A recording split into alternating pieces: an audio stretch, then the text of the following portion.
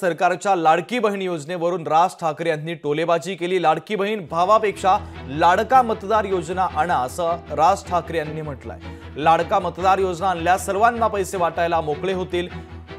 सोलापुरातील पत्रकार परिषदेमध्ये राज ठाकरे यांनी ही मिश्किल टोलेबाजी केली।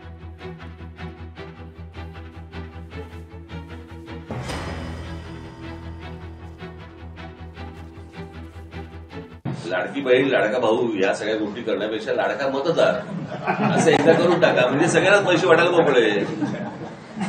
भानगडच नको ना, लाडकी बहिणी लाडका जावई बिवई काही नाही, सगळंच।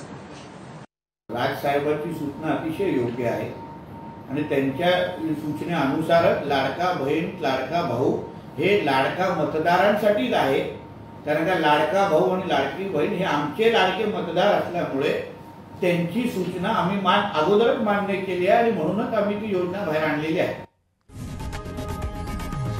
लोकशाही मराठी ऐका, पहा, जागरूक रहा।